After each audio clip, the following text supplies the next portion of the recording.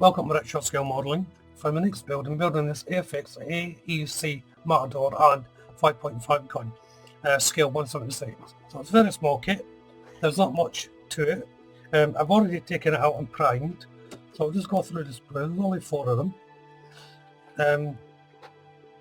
They look nicely clean, not much flash on it if any.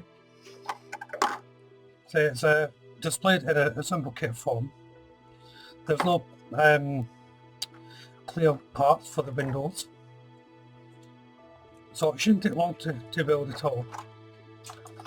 Unfortunately on this kit though, the decals, the tiny little decal sheet, I have lost. Now I'm sure it was in the kit, but I can't find it, so I haven't got any decals for it.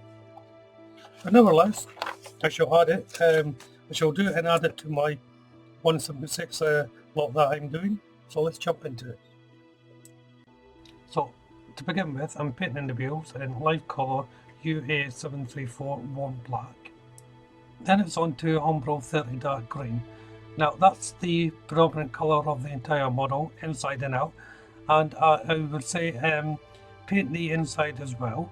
Especially in the cabin, because you will see inside it. For the blacks, I'm using Umbro RC 401 Dirty Black. I prefer this black on the Umbro range to the matte black. It acts more like a semi-gloss black, but not as harsh. The next colours I'm using is Umbro 53 gunmetal.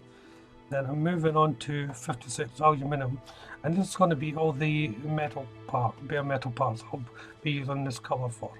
So as you can see, I'm painting on the sprue here. One, they're very small parts, so it's easier to handle, and two, it's just the block colours I'm painting in. For instance, here I'm painting the suspension springs in Umbro 113 Rust. You may think it's an odd colour, but once it dies down, it's actually quite a nice colour to use for iron parts.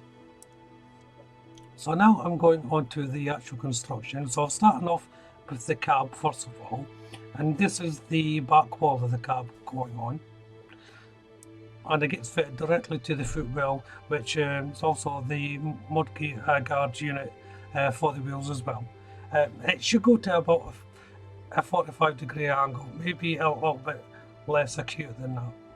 So as you can see, it was slightly leading. But now I'm going on to the driver. I wasn't going to do them, but I decided to do them in the end. So the first colour I'm using is Umbro 61 Flesh, and that's just for the face. For the uniform, it's Umbro 86 Light Olive. And for the helmet, it's 91 Black Green. Now it's more green than black, this colour, so I don't think it looks all black. So it's back to the cab, and it's time to fit in the seats. These are just 2 little square boxes that you have to place on the footwell. Next is the central column, and that just gets placed in right in between the 2 seats.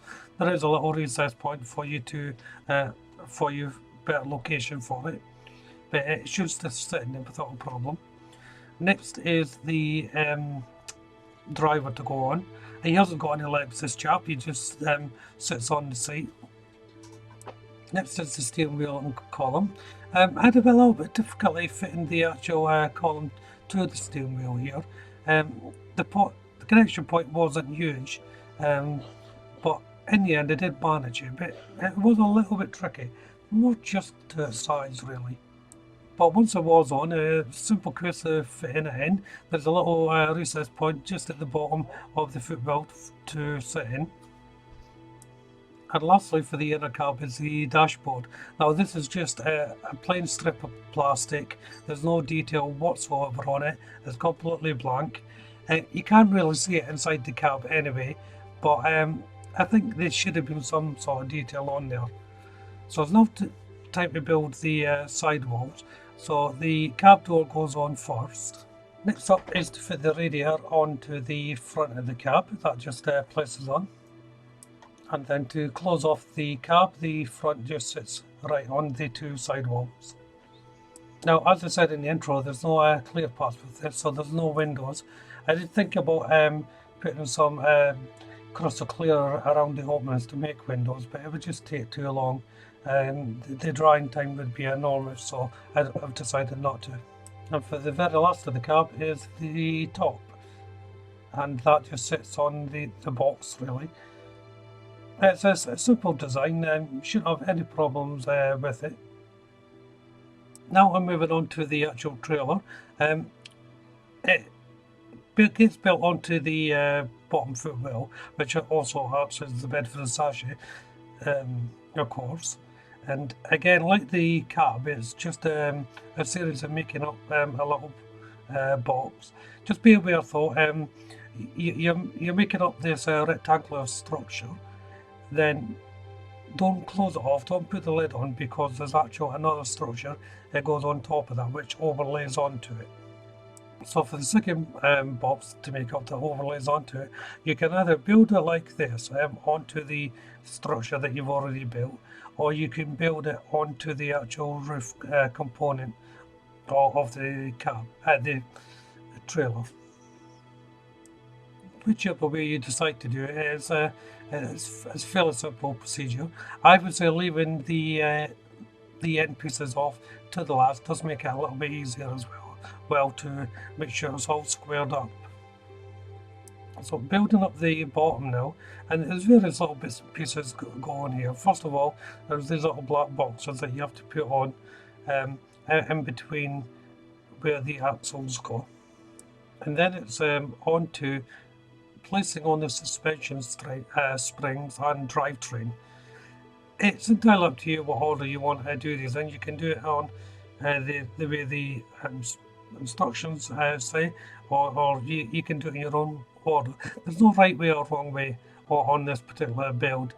It's just how you feel. Just look at your location points, and you shouldn't have any problems. So I'll just quickly fast forward all these little bits. It's all fairly straightforward. The drivetrains are going on. They butt up into a central piece before carrying on to the next drivetrain. And then once that's on, the axles then actually go on, and they sit on top of the suspension springs. So make sure those springs are square before you put them on. Otherwise your wheels will start looking a bit wonky as such. So it's time to put on the onto the actual base unit now, and it cradles right in between the mudguards there as a guide. It can only go in one way as well, so don't be worried that you're going to get it in the wrong way. You'll know as soon as you pick it up which way it goes. The little canister will have to go beyond the mudguard. And the cab is fitted much the same way, just on the last part over there. It's not attached yet. I'm just making sure it's fitted on. But to attach it, it's just a little bit of cement, and then it's on. Next is the exhaust pipe. Now, I had to modify this slightly. It was bent and kicked in a strange way. I didn't quite like it, so I just reshaped it by holding it, warming it up, because it's a thin bit of plastic, it doesn't need much, and then just manipulating it how I wanted it. So I ran it underneath the axle and out the back. The instructions they put it out the side, but I didn't like it that way, so I just put it out the back. So next to are the wheels, and there's a little hubcap for each wheel. You can place them on afterwards or before you put the wheel on. Again, it's entirely up to the builder. I put them on before I put the wheels on. The wheels went on superbly. Didn't really have any issues with them whatsoever. Now it's on to the 55-inch gun, and this is a fairly simple construction in itself as well, but there's a couple of things you have to note though. When you're building the cradle for the gun, this part here, make sure it isn't cemented. It's got to be free moving. Just cement the actual housing around it. Also, don't get carried away, just do the one side first and wait until that dries before you do the next side. So now you can see me placing the cement just along the side wall, and that's the only place where you actually want to put the cement. The lever then, or whatever it's called, fits it underneath into the little hole. It's the thicker end that goes into the actual bracket. I did actually put them the wrong way around, so it was lucky that it hadn't set. So it was an easy fix, but just be aware of that. You can quite easily make a mistake on it. And once the cradle's made up, place the gun in. Now, do this before the second side of the cradle is actually 100% set. That way you can open it up slightly to actually get the location points into the recess holes of the bracket. It just makes it a lot easier than just push on closed again, then leave it to set. And then there's a couple of foot brackets that go on the main beams here. You have two options for position on them depending how you're going to display it. Then the last thing to go on are the two wheels, and these are made up exactly the same way as the ones on the Matador. It's a hubcap, then just push it onto the axle. And back to the Matador, the last thing I'm doing is putting this back tailgate on. Now the instructions say have it closed, but I wanted to open, hence why I left it to the end. So that's essentially the model built. I'm just going to do a little bit of weathering now, not much, just enough to highlight the actual model. So first of all, I'm using Tamiya's Weathering Master C, and I'm using the gunmetal component here, just going over the ridges. Then it's E, and I'm using the green component on the Weathering Master series E, just to go over the top of the canvas on the bed of the truck. And that will actually bring the build to an end. Now this is an extremely quick build. It took me about 2.5 hours in total to build this little kit. It was a great fun little kit, just to kill a couple of hours. Anyone can do this kit, I would recommend it for anyone. It shouldn't trouble you at all. I'm going to be putting it in a diorama at some point. If you've watched my build of the Churchill bridge layer, that's going to be in the same diorama. But in the meantime, why don't you check out that video, or indeed the channel for my other videos. If you subscribe to that channel, you'll get all the updates. Of course, you hit that like button and leave a comment. But for now, thank you all for watching. Bye bye.